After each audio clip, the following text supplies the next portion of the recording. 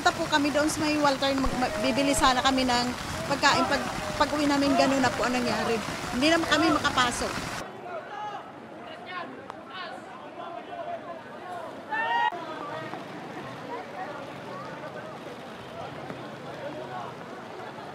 Malaki po kasi di po makapasok sa trabaho eh. Kailangan po talagang sumugol yan kaso lang napakalalim yung tubig.